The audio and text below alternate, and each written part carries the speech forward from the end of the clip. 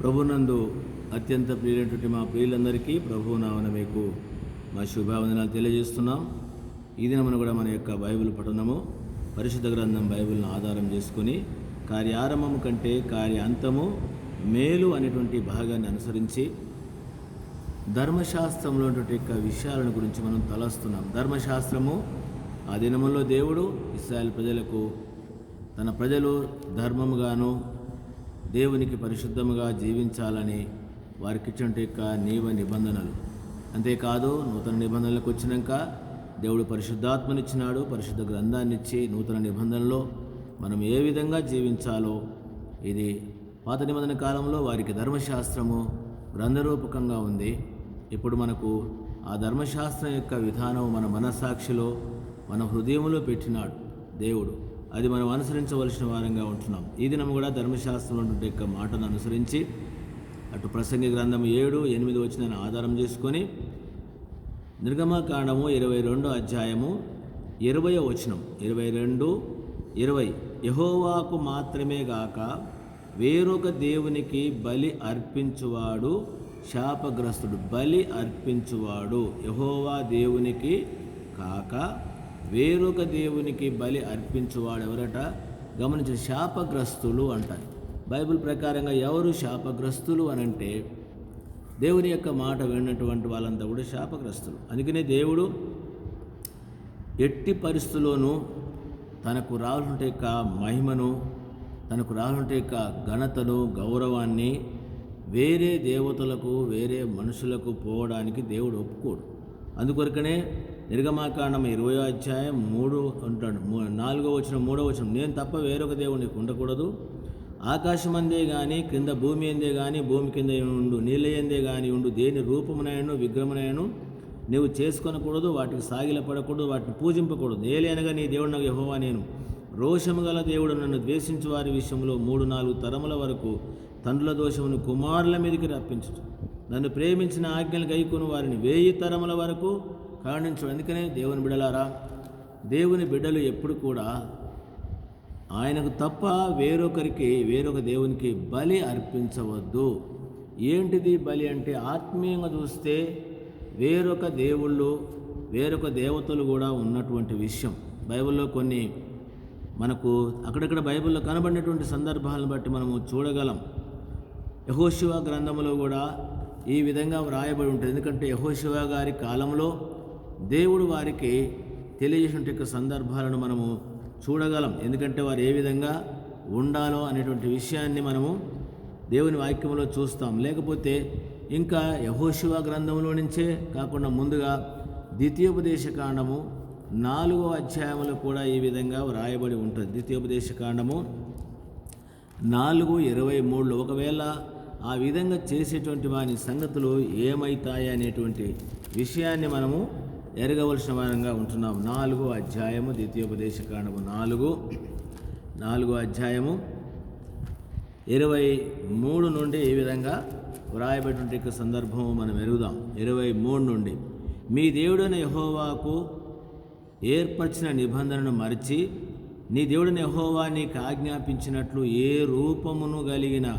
విగ్రహమునైనా చేసుకొనకున్నట్లు మీరు జాగ్రత్త పడవలను. ఏలి అనగా నీ దేవుడైన యెహోవా దహించు అగ్నియు రోషము గల దేవుడు. గమనించండి, దహించు అగ్ని రోషము గల దేవుడు. మీరు మీ పిల్లలను కని ఆ దేశమందు బహుకాలము నివసించిన తరువాత మిమ్మును మీరు పాడు చేసుకొని ఏ స్వరూపము కలిగిన విగ్రహమునైనను చేసి నీ దేవుడైన యెహోవాకు కోపము పుట్టించి ఆయన కన్నులెదుట కీడు చేసిన యెడల మీరు ఈ యోర్దాను దాటి స్వాధీనపరచుకొనిపోవు దేశములో ఉండకుండా త్వరలోనే బొత్తిగా నశించిపోవుదురు. భూమి ఆకాశములను మీ మీద సాక్షులుగా ఉంచుతున్నారు. ఆ దేశమందు బహుదినములు ఉండక మీరు బొత్తిగా నశించిపోవుదురు. మరి యెహోవా జనములలో మిమ్మల్ని చెదరగొట్టును. యెహోవా ఎక్కడికి మిమ్మల్ని తోలివేయును, అక్కడ నుండి మీరు కొద్దిమందే మిగిలి ఉందురు. అంటే దేవుని యొక్క మాటను మీరి వేరొక దేవునికి బలి అర్పించినా ఏమి చేసినా కూడా ఏమవుతాడు దేవుడు అంటే ఆ దేశంలో నుండే ఏం చేస్తాడు? వెళ్ళగొడతాడు అంట. వెళ్ళగొట్టేస్తాడంట. అంటే ఏం చేస్తాడు? దేశంలోనే లేకుండా చేస్తాడు. జాగ్రత్త. అందుకనే ఇంకొక విషయం కూడా ఇప్పుడు మనం చదువుతాం. యెహోషువ గ్రంథము 23వ అధ్యాయము 16వ వచనంలో తిరిగి యెహోషువ గారి ద్వారా కూడా ఈ విషయాలు ఇశ్రాయేలు యొక్క ప్రజలకు తెలియపరచబడిన సంగతులు మనము చూడగలం. 23వ అధ్యాయం, యెహోషువ గ్రంథము 23వ అధ్యాయంలో 16వ వచనంలో ఏ విధంగా వ్రాయబడిన సందర్భము మనం ఎరగవలసిన వారంగా ఉంటున్నాం.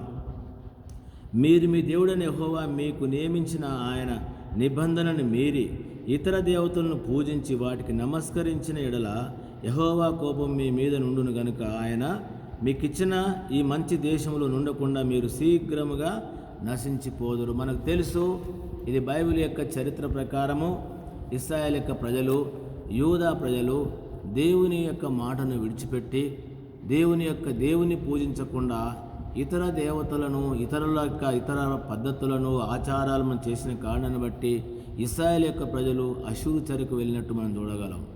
అదే యూదా ప్రజలు బబులోను చెరకు వెళ్ళినారు.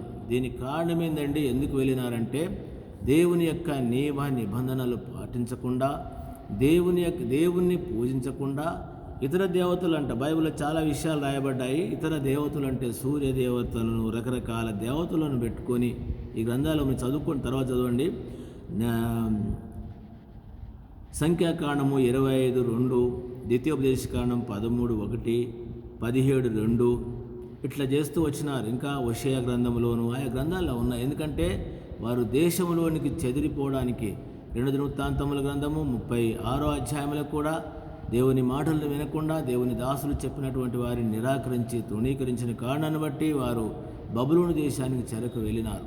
కాబట్టి ఇదన్నీ మనకు తెలుసు. అందుకనే నేను చెదరగొడతాను అన్నాడు. ఇప్పుడు దీన్ని బట్టి మనం చేసేటువంటి యొక్క విగ్రహాలు ఏమై ఉంటాయి? విగ్రహాలు ఏమై ఉంటాయి ప్రియులారా? గమనించండి. ఎందుకనంటే దేవుని వాక్యం రాయబడి ఉంది. సమూయేలు చెప్తాడు సౌలుతోటి, దేవుని మాట వినకపోతే మాయా గృహదేవతలను మొక్కడమన్నట్టు. ఈ లోకంలో ఉన్నటువంటి యొక్క ఆచారాలు, పద్ధతులు, అలవాట్లు, మూఢనమ్మకాలు కూడా విగ్రహాలకు గుర్తుగా వస్తాయి. వాళ్ళ యొక్క పద్ధతులు మనం అనుసరిస్తాం. దేవుడు చెప్పినటువంటి యొక్క పద్ధతులు అనుసరించకుండా. అందుకనే ఓసారి నూతన నిబంధనలో పౌలు అన్నాడు, వారి కడిపే వారికి దేవుడు అన్నాడు. ఎన్నో దేవతలు ఉన్నాయి. ఇంకా కొంతమంది మనుషులు దేవుళ్ళుగా ఉన్న వాళ్ళు ఉన్నారు. ఈ రోజులో చూస్తూ ఉన్నాం, ఎక్కడికి వెళ్ళినా దేవుని కంటే మనుషులను ఎక్కువగా గౌరవించే వాళ్ళు ఉన్నారు, పూజించే వాళ్ళు, కొనియాడే వాళ్ళు ఉన్నారు. మనం ఆయా సంఘాలకు వెళితే లేక ఆయా కూడికలకు వెళ్ళినప్పుడు ఎవరైనా ఒక వ్యక్తి వచ్చినాడు అనుకోండి, ఎమ్మెల్యేలో లేకుంటే ఎంపీలో లేకుంటే మంత్రులు వస్తే దేవుని కంటే ఎక్కువగా వారిని గౌరవించి, వాళ్ళకి దండలేసి, వాళ్ళకు పూజించి, వాళ్ళని గౌరవించి ఈ లోక సంబంధంగా చూస్తూ ఉన్నాం మనం. ఈ రోజుల్లో చాలామంది క్రైస్తవులు ఆయా స్టేజీల మీద వాళ్ళని పిలిపించి, ప్రభుత్వ ఉద్యోగులను, పెద్దవాళ్ళను, కలెక్టర్లను కావచ్చు, ఇట్లాంటి వారిని పిలిపించి వాళ్ళకు దండలేసి, వాళ్ళను సన్మానించి, వాళ్ళని గౌరవించి, వాళ్ళకు మొక్కి దండం పెట్టి, అయ్యా నువ్వు మాకు ఇది చెయ్యాలా అని చెప్పేసి వాళ్ళను చేసేవాళ్ళు లేరా? చేయట్లేదా? ఈ దినాలు ఎక్కడ చూసినా చేస్తున్నారు.